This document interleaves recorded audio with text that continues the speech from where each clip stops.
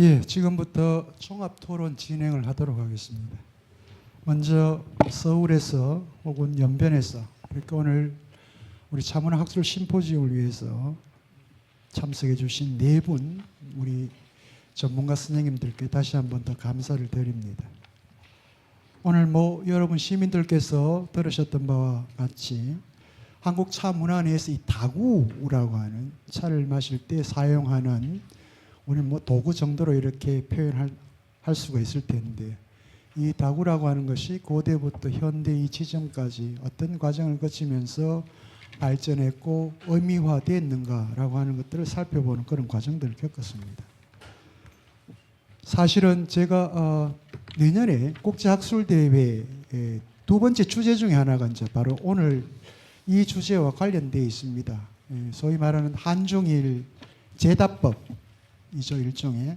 그 제다법과 관련해서 다구가 어떻게 변화해 왔고 발전해 왔는가를 비교하는 그런 섹션을 마련하고 있기 때문에 무엇보다도 오늘 강연 내용이 상당히 중요하다고 저는 생각을 하는데, 어떤 분은 문헌학적 고찰을 이렇게 하셨고요.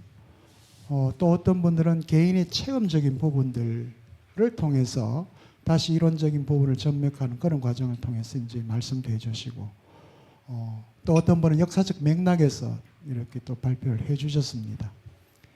다양한 여러분들 강연의 방식이었는데 아마 그럼에도 불구하고 여러분들한테는 모든 내용들이 일목요연하게 잘 전달되지 않았을까라고 그렇게 생각을 해봅니다. 그럼에도 불구하고 또 여러분들이 가지고 있는 다양한 의문점들이 있을 수 있습니다. 혹은 여러분들이 기존에 한국 차문화와 관련해서 가지고 있던 생각이 있을 수도 있고요.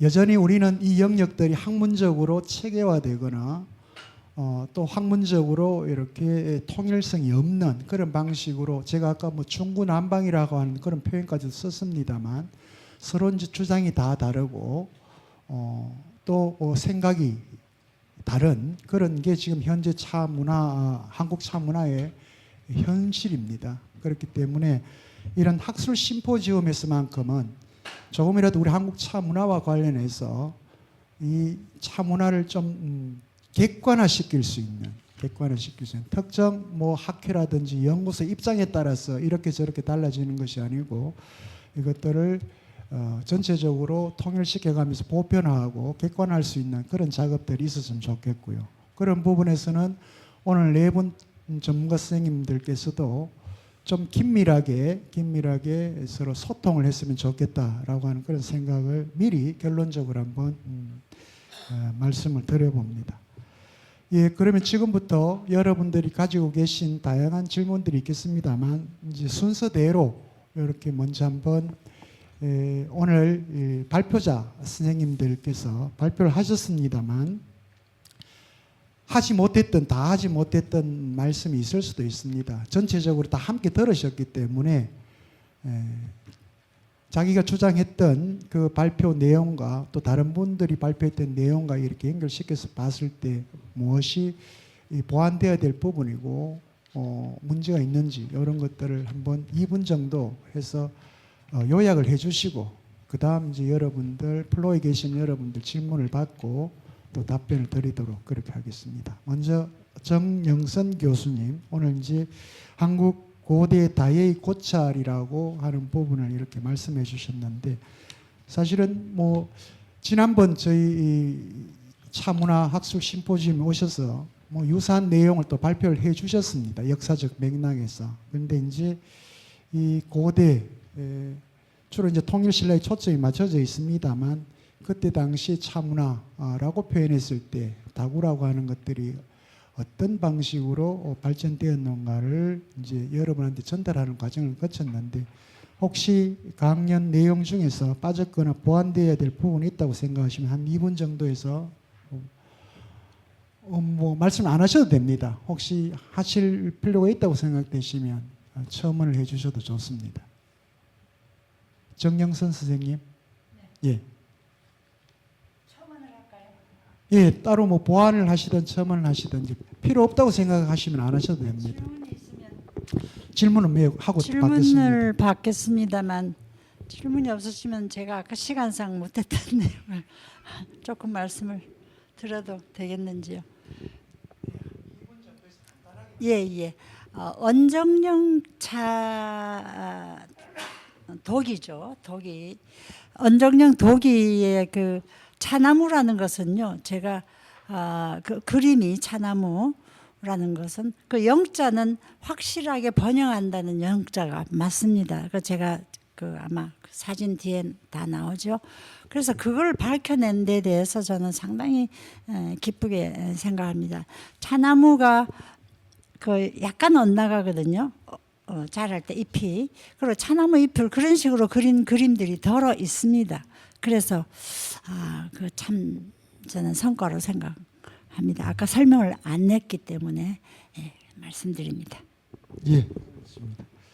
그다음 장남은 교수님 혹시 첨언하실 부분 있으면 하셔도 좋습니다. 네, 아니에요. 저도 예, 뭐 첨언하자면 한이 없을 것 같고요. 질문 위주로 해서 답을 드리는 게 나을 것 같습니다. 고맙습니다. 방병선 선생님 혹시 부족했던 부분이 있으면 예, 뭐 다루지는 않았는데 뭐 여건이 된다면 19세기 말 이제 고종 연간에 보면 그 서양과의 관계에서 뭐 커피도 들어오고 하거든요. 그래서 그런 뭐 새로운 차와 관련된 그릇들도 있기 때문에 뭐 여건이 되면 그것까지 해서 마무리를 하면 어떨까 뭐 이런 생각도 있습니다. 고맙습니다. 박종일 선생님. 제가 차문화 근대 도자와 차문화 발전을 주제로 했는데 그 찾아보니까 저도 이제 근대는 공부를 많이 한다고 했는데도 아직도 이제 그 연구한 실적들이 그렇게 많지 않더라고요. 그래서 이제 좀 그런 부분들이 좀 더 연구됐으면 하는 게 바람입니다. 예, 오늘 그 발표해 주신 선생님들 교차 질문도 가능합니다. 영역이 다르더라도 교차 질문이 가능하고요. 먼저 플로에 계시는 분들 질문 받고 답변 드리도록 하겠습니다. 질문을 하시고 싶은 분을 지목해서 그렇게 말씀해 주시고 예. 네. 여러분께서 전문적인 강연 뭐 해주셔서 감사합니다. 저는 차에 대해서 완전 문외한이기 때문에 오늘 많은 것을 배웠고요. 근데 이제 기본적으로 지난번 이런 세션에서 그 들었다는 걸 전제로 해서 발표들이 있으신 것 같아가지고 저는 조금 뭐 미흡한 점이 저 개인으로 있었는데 어쨌거나 간에 제가 그 흥미롭게 들었던 부분은 차라는 것이 처음에는 약용으로 그 다음에 이제 기호식품으로 이런 변천했다 그럴까요? 이런 말씀을 두 분께서 하셨던 것 같은데 약용으로 차가 처음 이렇게 우리에게 안내가 되었다면 중국에서든 한국에서든 간에 약이라는 것은 대체 그 민족이든 개인이든 간에 음식과 관계가 있겠죠. 그 사람들이 식생을 어떻게 하느냐, 어떤 음식을 먹느냐에 따라서 그 약의 효능이 달라진다고 저는 생각합니다만, 왜냐하면 타임즈에 옛날에 음식에 관해서 나온 게 있었는데 We are what we eat이에요. 우리의 존재 자체는 우리가 먹는 것 그 자체이다 이렇게 이야기하거든요. 그래서 지금 일본, 중국, 우리나라, 일본 이렇게 차가 이렇게 전파가 되었다고 이야기를 하셨는데 우리의 식생하고 중국의 식생하고 일본의 식생이 굉장히 다른 부분이 많이 있다고 저는 진짜 상식선에서 이야기를 드리는데 그렇게 알고 있거든요. 저희들은 채소 위주의 이제 음식 섭취를 주로 하는 거죠. 그럼 중국은 생각할 때 상식선에서 볼 때 뭐 돼지고기 위주의 비계도 많이 먹고 이러니까 그 사람들의 또 식생이 다를 터이고 일본은 또 어류 위주로 이렇게 하니까 굉장히 다르단 말이에요. 위장이 아주 조건화된 그 조건 자체가 다른 거죠. 그랬을 때 약용으로서의 차가 이렇게 어떻게 동일하게 그렇게 차가 이렇게 도입될 수 있었을까 하는 의문이 들어요. 각자 다를. 근데 이제 방병선 선생님께서 조선에 오면은 조선에 여러 가지 차가 안내가 된다. 과일차 이야기도 하셨고, 그래서 조금 그건 좀 그 괜찮은 방향이다랄까. 약용으로서의 차의 효능을 생각할 때 그것은 좀 바람직한 방향이다라고 생각을 했는데, 첫 번째 선생님께서 말하신 중국에서 아니면은 뭐 가야 시대부터 이렇게 있었다 하는데, 그 차나무가 가야 시대에 있었던 차나무가 중국 차나무가 여기에도 있었던 것 같고 이런 이야기도 하셨던 것 같은데, 그게 같은 차나무라면 문제가 있지 않겠는가, 약용으로 쓰이기에는. 그다음에 중국에서 좋은 차라고 가지고 들어왔다면 신토불이라는 이런 어떤 철학이라 그럴까요? 오히려 우리나라에 있는 차나무가 우리에게 약용으로 더 효과가 있지 않을까 하는 생각이 드는데, 가령 이제 뭐 성녀나 고위 관직 사람들만이 중국의 차를 먹었다면 그 사람들의 식생은 중국인들과 동일했을까? 가령 고기 위주의 그거에서 그럴까 하는 이런 생각을 해보고, 그 다음에 이제 중국에서 차가 일반 민들에게도 그렇게 일반화되어서 퍼졌는지, 그러면은 뭐 그 나물 묻고 물 마시고 곡괭이 침지라도 낙엽제기 중이라는 중국의 철학은 어떠하겠는가? 그 다음에 이제 제가 여러 가지 너무 의문이 드는 게 많아서 무식해서 그렇습니다. 우리의 그 숭늉이라는 문화는 도대체 그것이 주는 위안은 중국에서 들여온 차가 주는 위안보다 덜함이었을까? 뭐 이런 여러 가지 생각을 해보았습니다. 어느 분께 제가 지정을 할 수도 없고요. 워낙 잡다해서 생각이. 예. 감사합니다. 아니요, 뭐 그 굉장히 중요한 질문이고요. 여기 또 영무자 선생님께서도 고민하셔야 되는 부분인데, 근데 오늘 그 강연 내용 이렇게 들어보시면 뭐 그렇겠습니다만, 차 문화라고 하는 것들은 기본적으로 특정 기득권 층과 관련돼 있죠. 그게 왕실이라든지 혹은 귀족이라든지 고대부터, 그러니까 조선시대까지 기본적으로 그렇게 돼 있기 때문에 고대부터 해서 시대사적으로 이 음식 문화와 관련해서 차 문화의 변화 과정들이 어떤가를 간단하게 이렇게 말씀을 해주셔도 될 것 같습니다. 제가 해도 되겠습니까? 예, 시대별로 그렇게 해주시면 됩니다.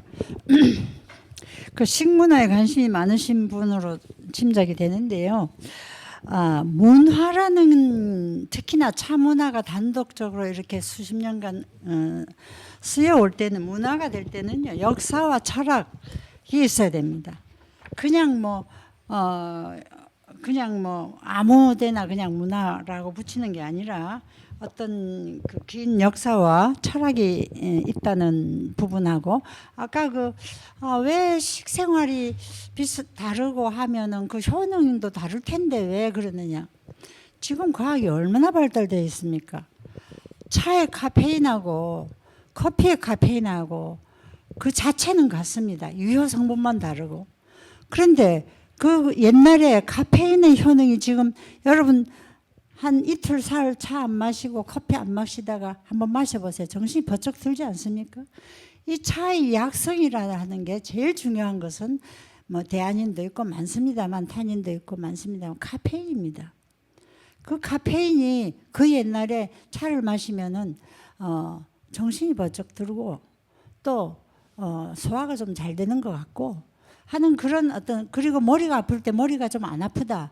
이 굉장한 효능입니다. 이거는 약이지 이게 음식과 비교할 수는 없습니다. 그러나 처음에 그 신농시는 우화설화라고 되어 있습니다만, 신농시가 부터 차를 마셨다 했는데 기원전 1000년 전부터 마셨다는 이야기가 지금 중국에서 새로 발견되고 있습니다. 그 차는 분명히 식품하고는 다릅니다. 오늘날도 그렇지 않습니까? 찻자리하고 밥 먹는 자리하고 그냥 밥 먹는 자리에서 그대로, 물론 중국 음식은 뭐 좀 다르지만, 그러니까 중국은, 우리나라는 가난해서 야채를 많이 먹었습니다. 그리고 가난해서 숭늉을 먹었습니다. 일본에 갔더니 당신네들 숭늉 먹었지 차 먹었냐고 그렇게 질문을 합니다. 학회에서, 큰 학회였어요. 그래서 내가 글을 봐라, 공부도 안 하고 그런 소리 하지도 말아라. 우리는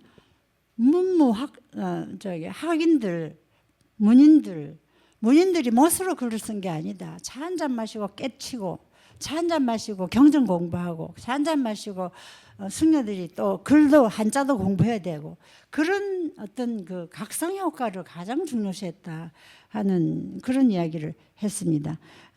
뭐 신토불이라는 게 현대 과학으로 다 이야기되고 있는데 음식에는 신토불이라서 저도 한국산만 좋아합니다. 그러나 차가 중국 대륙에서 황하유역입니다. 황하 이꼴 중국이 아닙니다. 중국 고대로부터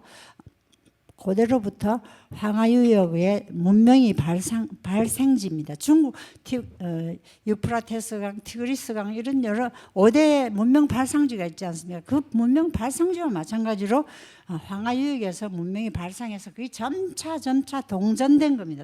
동쪽으로 왔기 때문에 우리가 중국에 너무 신경 쓸 일은 아닌 것 같고요.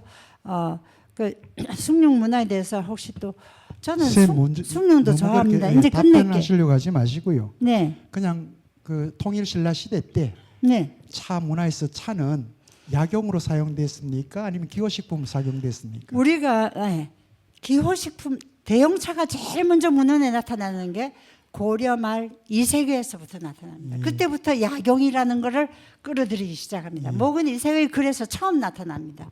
그리고 나서 조선시대에 와서는 차가 참 맛도 없고 좀 그리고 조선 초기에는 태종 아니 그건 굉장히 끝까지 가지 마시고 발달했어요. 여기 그거는 답변해 주실 때는 예. 고대는 어땠어요? 신라 시대 때. 신라 시대는 차는 무조건 작설차, 작설 명차만 의미했습니다. 신라와 왜 고려 시대 때, 고구려 시대 때나 신라 시대 때는 그 작설차를 엄용했습니까? 예? 왜 그때 고대 시대 때는 네. 작설차를 그렇게 엄용하셨나요? 음용하느냐고. 그래서 그 가야 시대 차는 언제부터 시작됐는지 모르겠지만은 삼국 유사를 쓴 김부식 이련 스님이 삼국 유사를 썼는데 삼국 유사를 쓸 당시는 고려 중기입니다. 예, 그때부터 그때까지는 차 하면은 중국의 그 용봉차 이런 것만을 차라고 했지 대용차는 등장하지 않았습니다. 근데 이색 때부터 대용차가 한 군데 등장하고 그다음 조선도 언제부터 대용차가 많이 나타나냐면은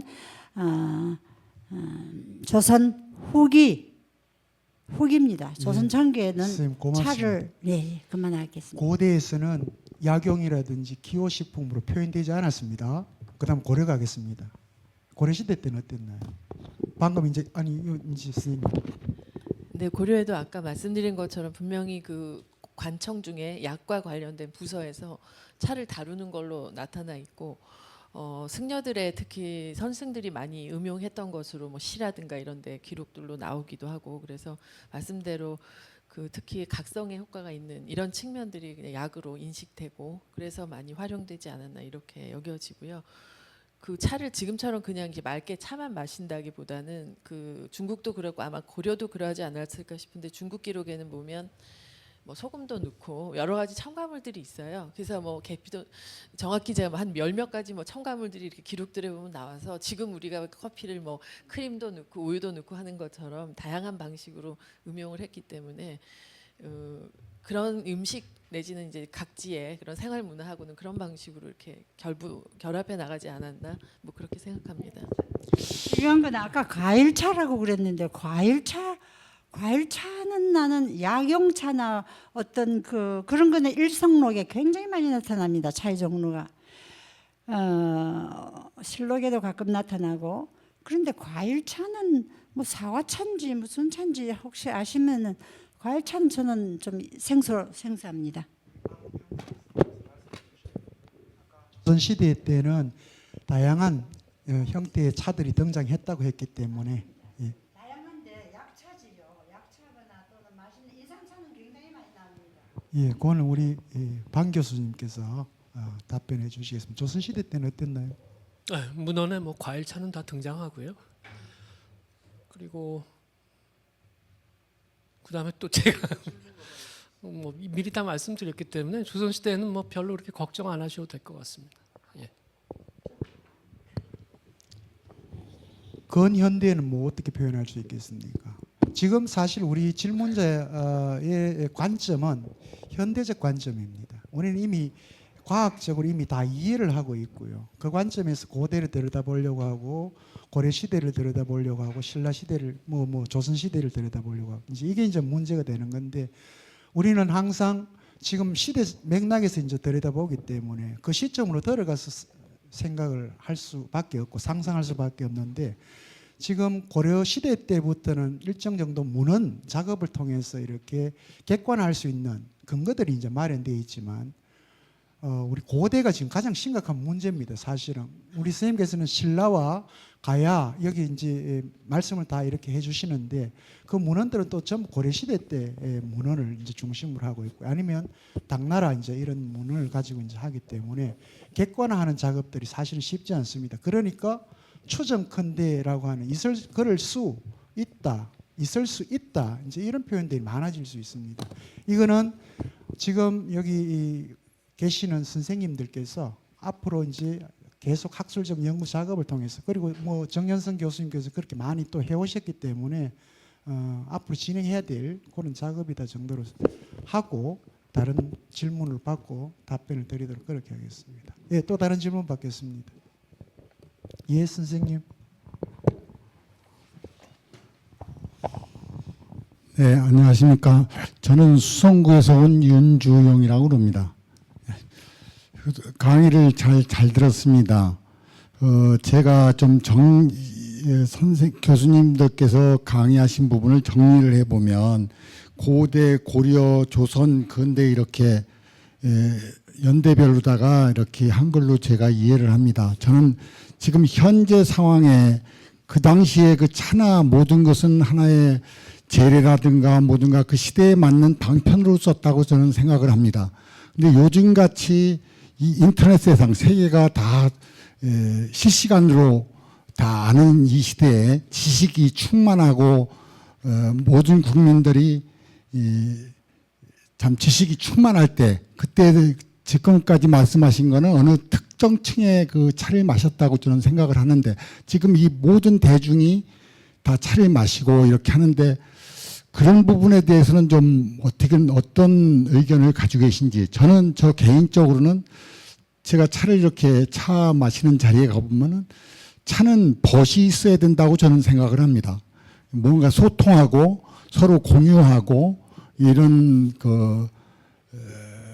그런 마인드를 가지고 차를 마시고 즐기고 그런다고 생각을 하는데 요즘 시대에 맞는 그 차 문화는 어떻게 이루어져야 되는지 한번 교수님들의 한번 의견을 듣고 싶습니다.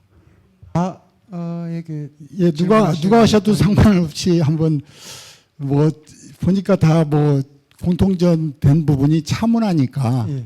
차에 대한 것이니까 지금 시대에 맞는 차 문화는 무엇인지 한번 듣고 싶습니다. 예. 우리 그러면 역으로 우리 박정일 선생님 감사합니다. 이 시대에 맞는 차 문화는 어떤 것이 될까요? 이번 발표를 위해서 준비하면서 차 문화와 도자기 차도구에 대해서 연관성 있는 것들을 하면서도 지금 이 시대에 맞는 차 문화는 예를 들면은 티백을 마셔도 차를 마시는 걸로 이해를 하고 예를 들면 녹차 문화와 우리가 앉아서 다단법석 문화라고 하죠. 차를 같이 마시는 여러 사람이 마시는 차 문화를 구분해서 좀 더 활성화시키는 방안을 우리 정영 선생님께서 좀 더 연구해 주셨으면 왜냐하면은 달에는 지금 한국의 달에는 정통성이 있고 정통성을 계속 하면서 새로운 답법으로 정통성 뿌리 있는 답법으로 가고 있습니다. 근데 티백을 마신다고 차를 안 마신다? 이렇게 하면 안 된다 이거죠. 그래서 산업화도 근데 예를 들면은 다음에는 뭐 또 다른 어느 행사가 있다면은 다음에는 차를 만드는 제다하시는 분들도 이 자리에 오셔서 당신네들은 어떤 의견을 갖고 있는가 그런 것도 한번 들어보고 우리도 서로 제안하고 하는 기회가 있었으면 좋겠습니다. 예. 혹시 방병 선생님 첨언하실 부분이 있겠습니까? 현대 요즘 차 문화와 관련해서. 너무 어려운 질문을 하셔가지고 뭐 정답을 말씀드리긴 어렵고요. 예. 저는 뭐 최근에 그 현대 작가들하고 얘기를 해보니까 스타벅스 선생님 가세요? 혹시? 네, 거기도 차 마시는 데잖아요. 그게 현재의 젊은이들의 뭐 차 마시는 현장이고 상황이고 또 그들이 느끼는 뭐 판문화일 수도 있고 또 사람을 사귀는 무대일 수도 있고 이전에 차를 통해서 어떤 결석을 다지고 인연을 다지고 상하의 관계를 공고히 했다고 한다면 지금의 차 문화는 그런 정치적인 어떤 의도와 달리 개인의 어떤 자유를 토대로 해서 차를 좀 더 다양하게 물론 이제 자기가 가지고 있는 자본에 따라 다르긴 하겠지만 그리고 그 안에서 또 뭐 예술도 향유할 수도 있고 훨씬 더 복잡하고 개인적이고 다양하게 바뀌지 않았을까 뭐 이제 그냥 그렇게 추측만 해봅니다. 또 이렇게 해야 된다라는 건 아마 제가 볼 때는 앞으로는 그렇게 규정하기는 어려울 것 같습니다. 이 여기 관련해서 우리 정영 선생님 좀 하실 말씀이 있을 네. 것 같은데 전혀 다른 생각을 네. 갖고 계시는 분이라서. 제가 말이 많아서 좀 죄송합니다. 차를 마시는 목적이 있습니다. 현대도 그렇고 옛날에도 그렇고요. 현대 차를 마시는 목적은 기호 음료, 커피나 주스와 같은 차자리에 그냥 음료로서 음료인데 습관 실증이 나지 않고 그냥 누구나 대체로 좋아한다고 느껴지는 그런 기호 음료로 마시는 게 있고 또는 가족끼리 또는 남편하고 또는 학교에서 말썽 부리는 아들하고 소통하고 대화하기 위해서 뭔가 정신적인 소통하기 위해서 마시는 차가 있고 그 다음에 혼자서 취미로 마시는 차가 있습니다. 혼자서가 아니더라도 차 문화 자체가 굉장히 취미 생활에 도움이 됩니다. 요즘 취미 생활이 없어서 고민하는 사람들도 있다는데 차 마시면 차도 사고 돈도 쓰고 또 뭐 돈을 벌기도 하고 또는 뭐 각국의 동아시아든 어디든지 요즘은 뭐 캐나다 가도 다 차가게 다 했습니다. 그런 어떤 취미 생활과 연관되는 여가 하나 문화의 일종으로서 마지막으로 저는 차례 제사를 지냅니다.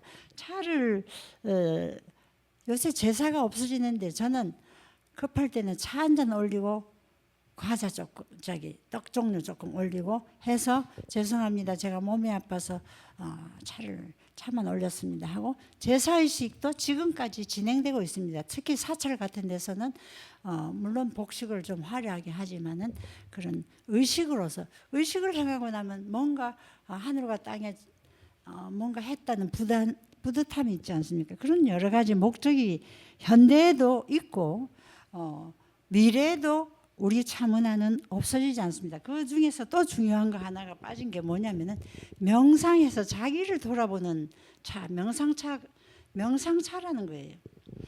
차자리에 차를 끓이는 일 자체가 물 끓이는 거 쳐다봐야죠. 차 기다려야죠.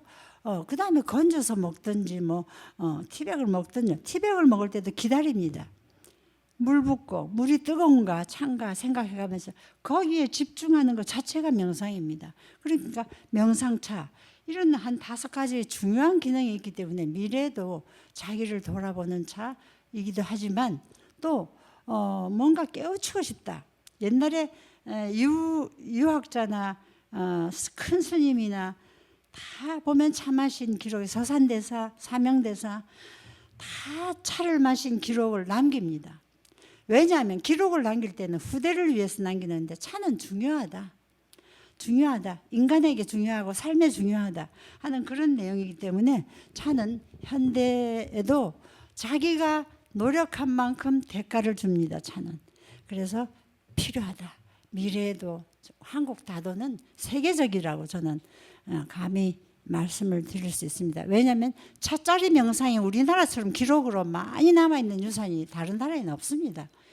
중국에도 없습니다. 당나라 때 조금 있었고요. 없습니다. 그러니까 한국 다도는 세계적이다. 제가 없어지고 나서도 아마 살아 움직일 겁니다. 젊은 시대도 지금 20대 30대 차 관심 많습니다. 차 좀 가까이 하시기 바랍니다. 예, 고맙습니다.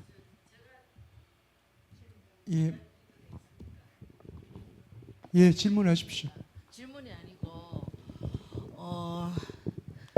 차를 조금 공부했는 사람으로서 그 차 조금 전에 저 앞에 저 중국 음식과 한국 음식과 일본 음식이 다 다른데 차는 다 그렇게 공유를 한다 하는 거기에 대해서 조금 보완의 말씀을 드리고 싶은 게 차의 성분에 대해서 아마 궁금하신 것 같아요. 그래서 잠깐 말씀을 좀 보완을 드린다면은 차의 성분 중에는 지방을 분해하는 성분도 있고 또 이렇게 소화를 잘 시키는 성분도 있고 또 이제 뭐라 그래야 되겠나 산화 작용하는 것도 있고 또 항산화 작용도 예, 있고요. 항산화 작용도 있고 항암에도 도움이 되고 또 이제 예. 그 독소를 갖다 만병통치약이죠. 분해하는 그런 네. 성분도 있으니까 중국 음식 같은 경우에는 지방을 분해하는 성분 때문에 중국 사람들은 차를 많이 마시게 돼 있고 우리 같은 경우는 옛날 할머니들이 배탈이 나고 감기가 곧불이 걸리면은 야야 차다리 가지고 먹자 하면서 배를 만져주셨고 또 일본 같은 경우는 해산물 바다니까 이제 이렇게 많이 예, 세균에 뭐 세균에 이제 감염이 되니까 그래서 아마 차도 좀 많이 마시는 것 같아요. 그래서 그러다 보니까 아마 각 나라에서 그 차의 성분에 관계되는 것 같고 차를 다 마시게 되는 것 같고요. 또 하나는 지금 이제 차 문화에 대해서 이야기를 하셨는데 제가 요 근래에 굉장히 놀랐는 게요. 젊은 사람들이 커피 하면서 전부 다 커피만 들고 점심은 5,000원짜리 칼국수를 먹으면서 4,500원짜리, 6,500원짜리 커피는 다 들고 다니더라고요. 그것도 아이스 커피를. 근데 더 놀랐는 거는요. 최근에 티 오마카세라 그래가지고 오마카세라 하는 그 일본의 문화, 그죠? 주인이 알아서 주는 그 문화를 젊은 사람들이 하고 있더라고요. 그것도 커피가 아닌 티 오마카세. 정말 너무 놀랐어요. 그래서 지방에도 지금 많이 번지고 있는데 서울 같은 경우는 이게 있잖아요. 가격이 절대로 싼 게 아닙니다. 저 대처동이라든가 저쪽 비싼 압구정동 같은 경우에는 10만 원 내지 15만 원이고요. 홍대 쪽에 가니까 5만 원 내지 4만 5천 원이고 대구 같은 경우도 현대백화점이라든가 이런 데 가면은 7만 원 내지 10만 원이고 조금 원하는 경우 가면은 5만 원입니다. 근데도 데이트 코스가 그게 1순위예요. 그럼 차가 몇 가지 줍니까? 3가지 내지 4가지를 주는데 오리지널 차는 없어요. 오리지널 차는 한 가지고 대용차, 숙차라든가 뽕잎차라든가 이런 걸 주면서 약간의 이제 그 다식을 곁다는데 그 다식이 우리나라의 전통 뭐 육아라든가 떡이라든가 뭐 이런 도라지 이런 것 가지고 만들었는 그런 걸 하더라고요. 자, 이게 오늘날 문화입니다. 저도 예절 가리키고 우리 간원 상제를 다 가리키는데 저도 자식을 혼례시켜 보고 다 해보지만 혼례하는데 간원 상제 안 합니다. 요새는. 그렇지만은 그걸 가리키고 있습니다. 그게 원래의 그 현재의 우리의 예를 가리켜야 되고 현재의 문화고 이런데 그거를 뿌리를 안 가르칠 수도 없지만 그거를 강조할 수도 없는 게 원래의 우리 현재의 흐름이고 문화의 흐름이라고 생각합니다. 그래서 우리의 이 차를 가지고 전통차를 가리켜 지금 우리가 옛날에는 티백이 나오면 티백은 나쁜 차고 입차만 좋은 차라고 강조를 했는데 지금은 아닙니다. 홍차도 티백, 우리 녹차도 티백차도 굉장히 좋은 차가 많이 나오고 있습니다. 어쨌든 편하고 간편하고 현대의 젊은 사람들한테 맞는 문화를 만들어주는 게 지금 우리들이 해야 될 상황인 것 같습니다. 그래서 우리 현대의 지금 문화라 하는 거는 같이 발맞추어 가면서 우리 문화의 뿌리를 지켜가면서 현대 사람들, 현대 아이들한테 같이 만들어 가주는 게 이해를 해주는 게 진짜 티 오마카세처럼 만들어 가는 게 지금 현대에 발맞춰 가는 문화가 아니겠느냐 그런 거를 정말로 이 시대가 맞는 문화가 아니겠느냐를 생각하면서 감히 한 말씀 드렸습니다. 예, 죄송합니다. 예, 고맙습니다. 뭐 선생님 뭐 그런 음식 문화와 관련된 부분이 아닙니다. 최근 우리 한국 사회에 전체적으로 정치, 경제, 사회, 문화 심각합니다. 예, 그냥 일본 35년 식민 수준이 아닙니다. 지금은 우리나라 지금 전체적으로 다 그렇습니다. 정치, 경제, 외교 뭐 등등의 일본화가 이거 전면화되어 있습니다. 그 중에서도 여러분들 대구 이제 오셨으니까 대구 교동시장 같은 데 한번 가보십시오. 그게 이제 구도심, 재생도시라고 하면서 완전히 일본 신주쿠 거리를 만들어 놨습니다. 전부 젊은 애들이에요. 지금 대구고 부산이고 이런데 중심부 한번 가보십시오. 전부 일제강점기 때, 일제식민지 때 있었던 그 문화들 그대로 다 되살리고 있습니다. 이 대구 북성로도 한번 가보십시오. 그게 예.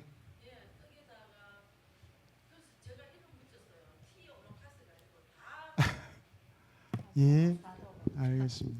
제가 조금만 말씀드릴게요. 저는 강남에 삽니다. 서울에서도 강남 한복판에 삽니다. 그런데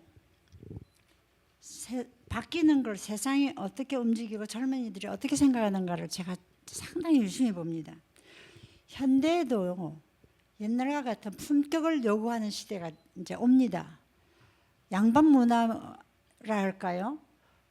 품격이 우리가 비싼 그 음식 또 비싼 옷 거기는 정성하고 정성이 들어가고 그러면은 그 부가가치도 엄청나게 높아지는 겁니다. 그러니까 차는 얼마든지 그 품격을 높일 수 있는 그런 하나의 문화입니다. 차 문화가. 그래서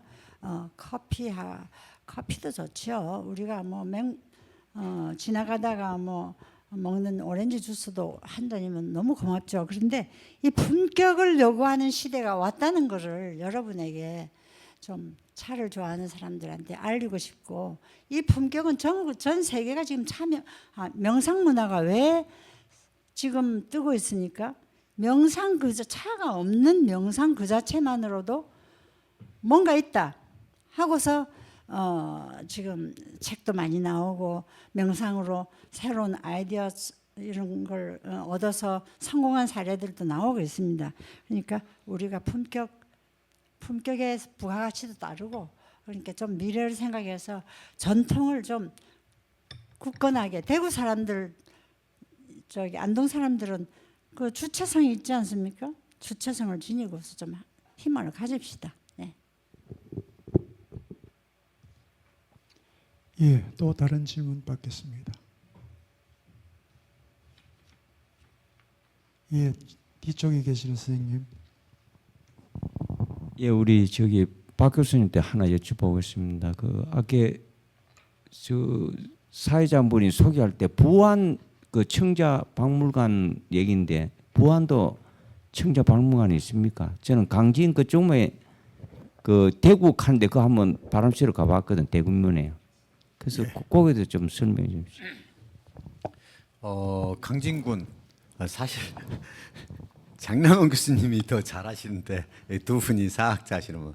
저는 그 강진군 대구면에도 그 청자 박물관이 있고 사업소가 있었는데 이름이 좀 바뀌어가지고 그 주관이 다른데, 부안에는 도요지가 두 군데 있습니다. 유천리하고 또 하나 어디더라? 진설이하고. 진설이는 바닷가 가까운 데고, 유천리는 지금 이은교 선생님이라고 문화재이신 분이 그 자리한데 그 근방에 그 청자 박물관이 있습니다. 지금 이번에 어제 통화했는데 부안에 지진이 일어났잖아요. 좀 피해가 있을 것 같아요. 그 박물관에, 유물에. 근데 거기는 제가 재작년에 그 통가마로 가마를 지었어요. 그리고 작년 봄에 가서 시험 가마 떼고 청자를 만들었습니다. 네, 완벽하지는 않은데 청자 색깔 나오고. 네. 예, 청자 박물관 큰 길 옆에 있으니까. 예, 부안이 지지는 않는데 아주 멋진 나라예요, 거기가. 이를테면 바다도 있고 산도 있고 강물도 있고 들판도 있고 먹을 게 많은 데죠. 예, 여행 한번 가세요. 네, 감사합니다.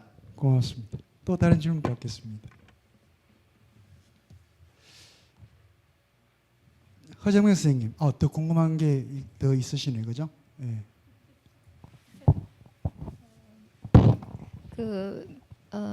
정영선 선생님께서 지금 말씀하신 그 차 제사도 올린다 그러셨고, 그다음에 이제 고품격의 문화, 그다음에 차와 그 명상과의 연관 이렇게 말씀해 주셨는데요. 가령 차를 올려서 그다음에 다른 뭐 이런 약속에 올리고 조상들에게 죄송하다 제가 이렇게밖에 몸이 아파서 이렇게 하는 거 하고, 그다음에 정화수를 떠놓고 조상들 저기에 올리고 뭐 준비를 못할 수도 있죠. 그러면은 차를 떠놓고 올리고 그거 하는 것이 더 고품격이라고 하시는 걸까요? 저는 또 개인적으로 그렇게 과연 그렇게 우리가 이야기할 수 있을 것인가? 라는 생각을 하고요. 그다음에 제 친구 중에서 차를 하는 사람들이 많이 있어요. 지금 박 선생님께서 이제 좀 우리도 조금 더 열어놔야 되지 않을까 하는 그런 다른 말씀이신데 용어는 생각이 안 나요. 조금 더 수용하는 쪽으로 그런 말씀을 하셨던 것 같은데, 저도 동일한 생각 선상에서 말씀을 드리자면 그 아이들이 하는 말이 야 차를 그냥 마시면 되지 뭘 그렇게 오래 배워야 되냐 그랬더니, 그래서 뭐 어떻게 배우는데 물었어요. 첫 번째 이야기가 돈이 많이 든다였습니다. 내 차 하는 친구들이 다 한복 맞춰야 되고 뭐 이런 뭐 도구들이 뭐 한이 없다는 거야. 그래서 내가 그만 됐다 됐다 그랬는데, 가령 이제 그런 것도 한 번 정도는 좀 고려의 여지가 있지 않을까.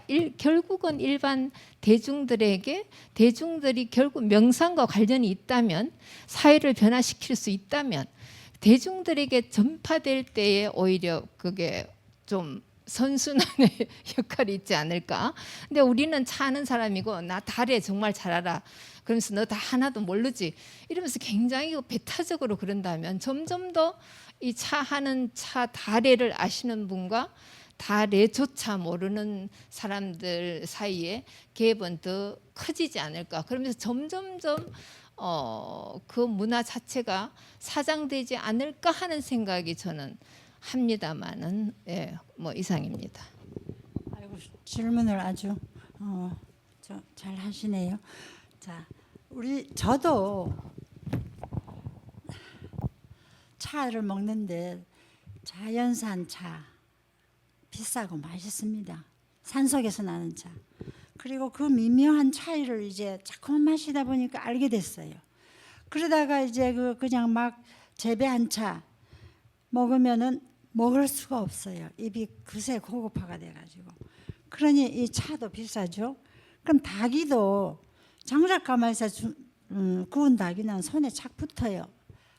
우리처럼 나이가 좀 많은 사람들이 만지면 기분이 좋아요. 그리고 약간 예술성이 있어요. 그리고 요변도 생겨서 보기 좋아요.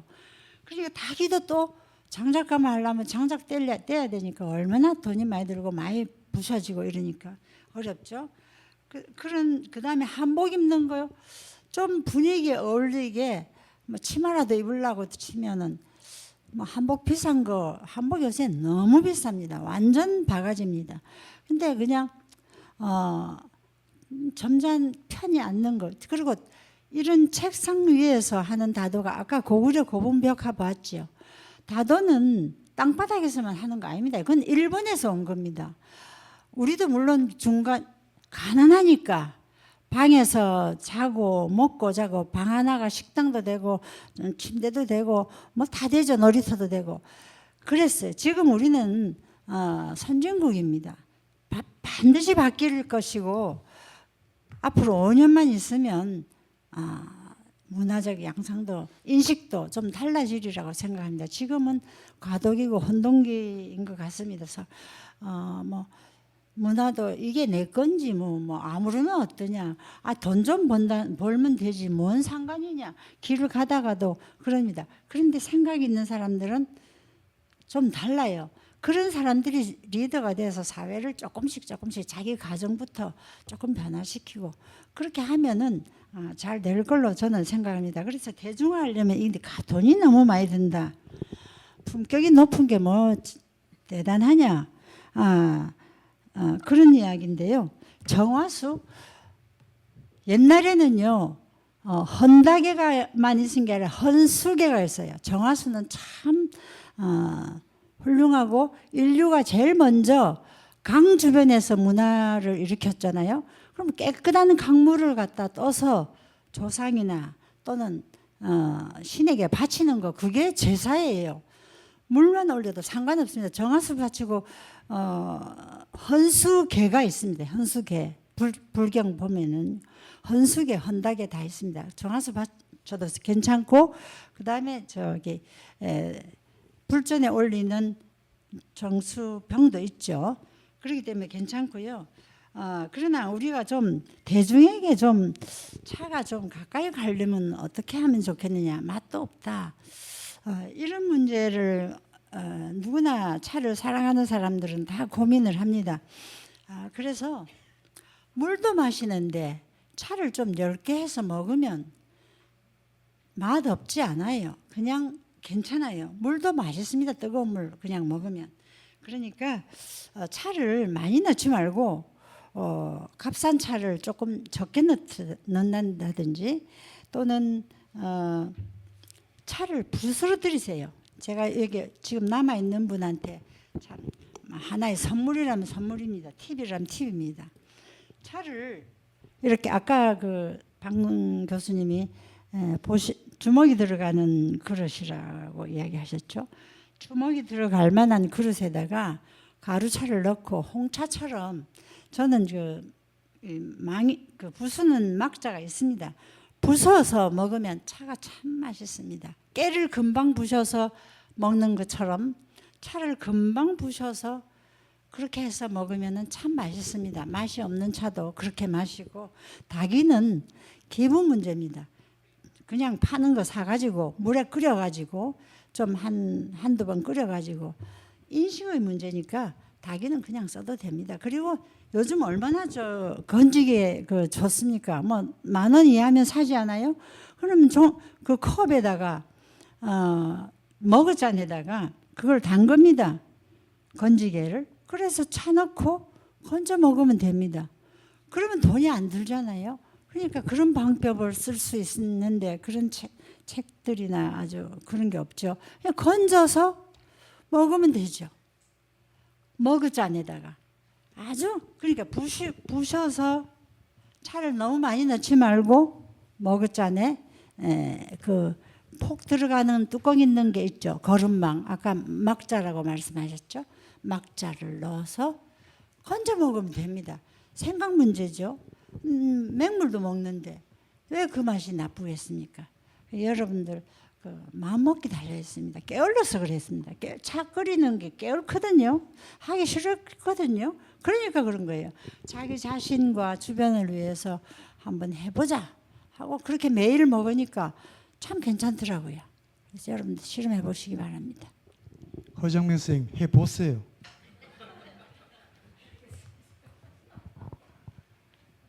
뒤에 계시는 분 혹시 다른 또 질문 갖고 계시는 분 있습니까? 제가 약속을 한 시간에 맞춰 드려야 되기 때문에 그렇습니다. 없으면 마지막 질문으로 받겠습니다. 예.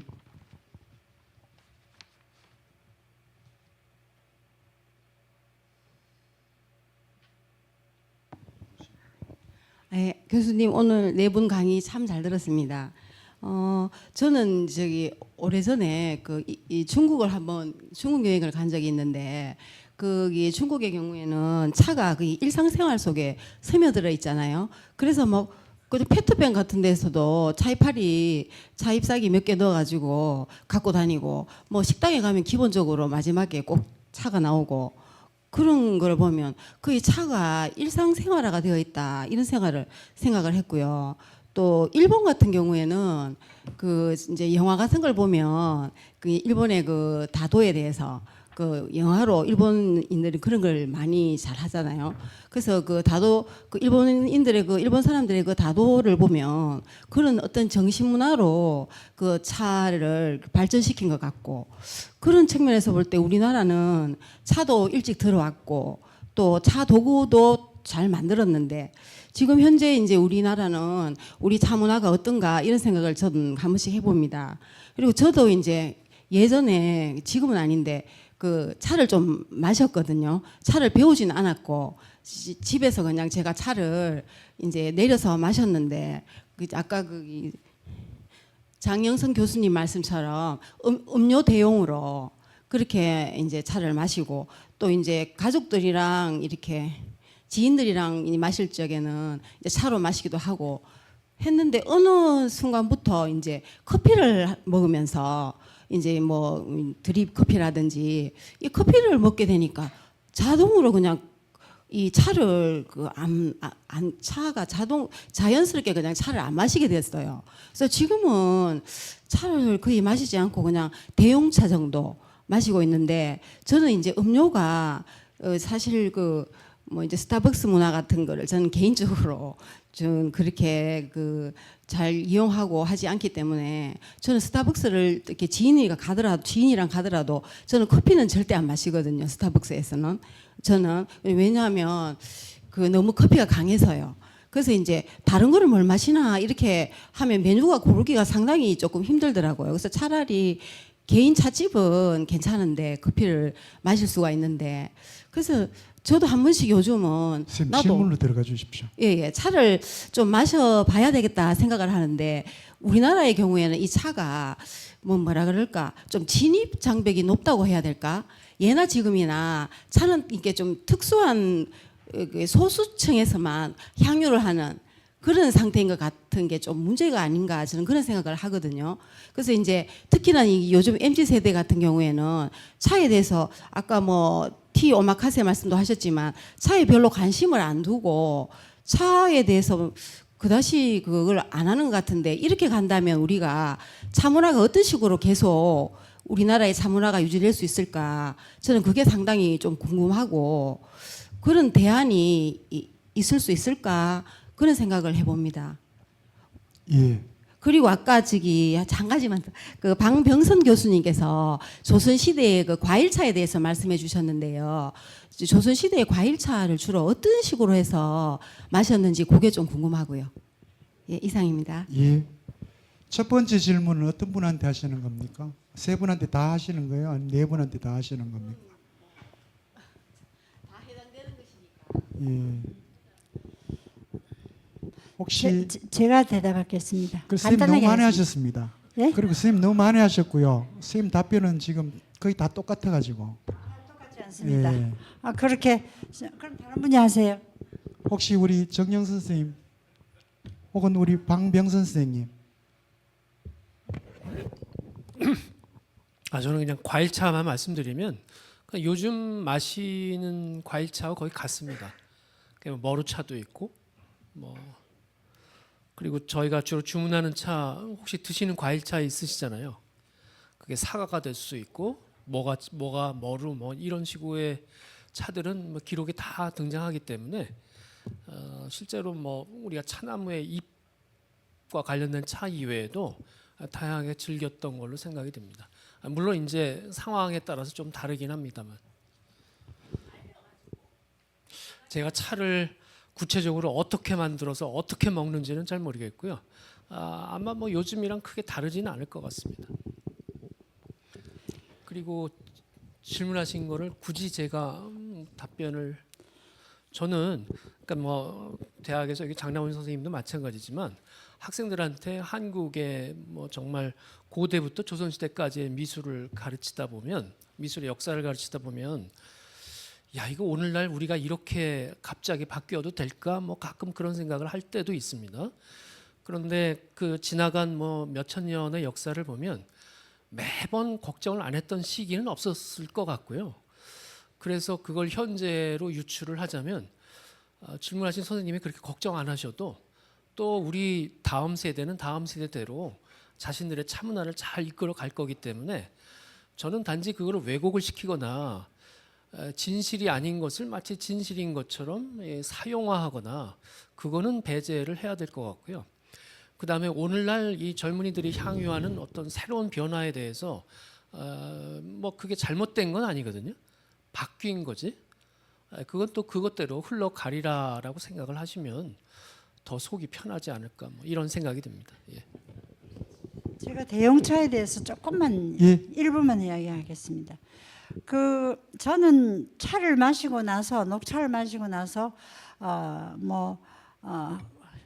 여러 가지 다른 차들을 마십니다. 대용차가 나쁘다는 게 아니고요. 요즘은 산에서 나는 이름 모르는 그런 열매를 말려서 그걸 갖다 뜨거운 물에 우려 먹기도 하고 또 고혈압이나 당뇨에 좋다는 또 여주차도 먹기도 합니다. 요즘 분쇄해서 아까 제가 가루로 내라 그랬죠. 분쇄하라 그랬죠. 막자로. 그 가루로 낸 거를 갖다가 그 마신 차 세 번째, 네 번째 탕 오를 때 넣어 먹으면 상당히 기운이 납니다. 심지어는 요즘 기운차라는 이름도 있습니다. 여러 가지로. 그 대용차는 굉장히 앞으로도 발달될 것이고 그걸 겸해서 먹는 것은 참 좋다고 생각합니다. 그러나 옛날에 대용차를 가지고 제사를 지낸다거나 그러지는 않았단 말이에요. 차의 신성성을, 왜냐하면 차는 각성 효과를 주기 때문에 사람의 머리와 영혼을 맑게 한다, 기운을 맑게 한다, 이런 인식 때문에 차는 제사에 올리지만 대용차를 제사에 올린 기록은 저는 못 봤습니다. 그러니까 조금 우리가 대용차를 나쁘다는 거예요. 대용차 좋습니다. 그렇게 해서 발전시키면 되겠습니다. 예, 고맙습니다. 오늘 우리 주제가 차 도구입니다. 우리 차를 마실 때 사용하는 각종 그릇인데 그 그릇이 고대부터 현대까지 어떤 발전 과정을 겪어왔는지, 그리고 그 발전 과정 속에서 우리가 그 시대별로 의미를 부여한다면 그게 어떤 예술적 가치를 갖고 있는지, 이런 것들을 살펴보는 그런 시간이었는데, 토론에서는 실제 그 문제를 좀 짚지 못했던 그런 부분도 있을 것 같습니다. 그거는 오늘 우리 전문 연구자 네 분께서 앞으로 많이 이렇게 대화를 하시고 그와 관련해서 저는 오늘 이 내용들 좀 더 객관화시키는 그 작업이 된다면 최고로라도 좀 내서 우리 같은 아마추어들에게 이 차 도구가 그 역사적 과정에서 어떤 발전 경로를 겪어 왔는가를 이제 아주 일목요연하게 볼 수 있도록 제시해 주는 것도 좋을 거다라는 생각을 해봅니다. 오늘 아까 우리 정연성 교수님 그림 중에 부안 계암사입니까? 원효방이라고 그렇게 말씀을 하셨는데 저는 그 동굴 보면서 깜짝 놀랐습니다. 제가 자주 찾는 곳이 하나 있는데 군위에 가면 군위군 팔공산 자락에 가면 원효 구독길이라고 하는 길이 있습니다. 그 길이 아주 좋습니다. 그 원효 구독길을 이렇게 올라가다 보면 이제 팔공산 정상으로 올라가는 왼편에 거대한 바위 암석이 있습니다. 거의 계암사 수준 이상인데 거기에 보면 정상 부근에 위에서 봐도 그렇고 밑에서 봐도 그렇고 거기에 어떻게 그런 조그마한 굴을 뚫고 수도를 했는지 모르겠습니다만 거기도 원효방이라고 그렇게 되어 있습니다. 원효가 거기서 수도를 했다 그러더라고요. 믿거나 말거나입니다. 이 한반도 어딜 가도 원효와 채치원이 없는 데가 없죠, 그죠? 예, 절에는 다 원효와 의상이고 뭐 절 관련된 주변은 다 채치원 거리고 이제 그런데. 우리는 이런 문헌들을 그냥 상상과 추측에만 머물게 하는 것이 아니고 그게 지금 우리가 찾고 있는 우리 차 문화의 일종의 고유성입니다. 일본과 그리고 중국과는 다른 그 고유성을 찾는데 이 자료들을 말 그대로 우리 가장 요즘 많이 하죠, 그죠? 워낙 이 가짜가 많으니까, 페이크가 많으니까 팩트 체크를 좀 할 수 있도록 우리 학술 연구자들께 여러분들도 함께 좀 응원을 보내면서 그 일을 해주시기를, 특히 우리 차문화와 관련해서 제가 이 학술 대회를 2020년부터 이렇게 기획하면서 보니까 여전히 이게 지금 체계화되어 있지 않고 이 정영선 선생님처럼 이 차문화를 알려야 되겠다라고 하는 이렇게 또 전도사 역할을 하시는 분도 계시고 각자 자기 목소리를 내시는데 또 이렇게 함께 이렇게 학술대에 모여 보면 서로 다른 얘기, 서로 다른 주장 이런 것들이 맞부딪힙니다. 그런 것들을 서로 대화를 통해서 통일시켜가고 보편화하는 그런 과정들을 좀 거쳤으면 아마 우리 수성구청에서도 원하는 10년 뒤가 될지 모르겠습니다만 혹은 15년 뒤가 될지 모르겠습니다만 그런 우리 한국 차문화 고유의 그 원형을 우리도 나름대로는 한번 찾아내고 체계화시킬 수 있는 시간이 되지 않을까 그런 생각을 해봅니다. 그리고 아까 명상 부분 말씀하셨는데 그것도 내년 국제학술대회 마지막 세션에 제가 넣으려고 하는 부분인데 이게 왜냐하면 이게 역수입입니다. 사실 우리가 지금 주장하는 것 같지만 우리 한국 지금 현대사회뿐만 아니라 전 세계적인 사회 자체가 이 디지털 사회로 진입을 하면서 가장 심각한 문제가 뭐냐면 이 복잡 다단한 사회 현대인들이 심각한 병을 앓고 있는데 그게 바로 불안입니다. 이런 것들은 많은 철학자들이 진단을 내리고 있죠. 가장 대표적인 사람이 우리 한국 출신의 제독 철학자 한병철과 같은 사람은 우리 한국 사회 같은 사회를 피로 사회라고 그렇게 표현합니다. 이미 그 전에는 울리 백이라고 하는 유명한 독일 사회학자가 위험 사회라고 표현하기도 했습니다만 저는 그 피로 사회라고 하는 게 굉장히 적절한 표현이라고 생각을 해요. 지금 미국 캘리포니아 주 같은 경우, 뉴욕 주 같은 경우에 가장 많이 생기는 병원이 정신과입니다. 우리 서울 강남에도 가장 많이 생기는 병원이 정신과입니다. 이 정신과 의사들이 자기들이 이 정신의학적으로 배웠던 것, 임상 경험들만 가지고 이 치료하기가 힘들다는 거예요. 그러다가 지금 이 사람들이 돌고 돌아서 온 게 이 동양 사상입니다. 그 중에 이제 명상의 수행법. 이걸 제대로 한번 찾아보면 소위 말하는 이 정신징후, 정신질환적 징후를 겪고 있는 현대인들의 이 불안 정서를 좀 더 효과적으로 치료할 수는 없을까? 이게 그 사람들이 고민했던 거예요. 그리고 이제 여기에 이제 소위 말하는 이 동양의 차 문화라고 하는 것들도 이제 여기에 관계가 지워져 있습니다. 이게 역수입돼 가지고 다시 우리가 재조명해야 되는 부분처럼 이렇게 되어 있는데 이것도 이제 저희 국제학술대회에서 한번 조명을 해보려고 합니다. 설득력이 있을지 없을지는 모르겠습니다만 그래서 한중일 그리고 이 전문가들 모시고 내년에 좋은 또 그런 결과를 갖도록 한번 해보겠습니다. 일단 하반기에 또 차문학술대회가 기획되어 있기 때문에 거기까지 마치면 이후에 이런 일들이 계속 진행될 것 같습니다. 자, 오늘 한국차 도구의 발전과 미학이라고 하는 주제를 가지고 긴 시간 여러분들에게 강연해 주시고 또 좋은 답변들 성실하게 해주신 우리 네 분의 강연자 선생님들께 다시 한번 큰 박수 부탁드립니다. 그리고 긴 시간 동안 플로어를 메워주신 시민 여러분들께도 다시 한번 감사를 드리고요.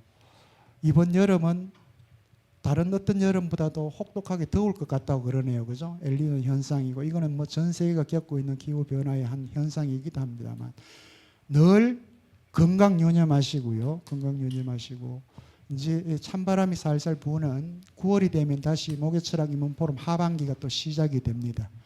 9월 한 첫째 주인가요? 둘째 주부터 시작하게 될 텐데 그때 또 여러분들 오늘처럼 이렇게 건강한 모습으로 뵙도록 하겠습니다. 고맙습니다. 안녕히 돌아가십시오.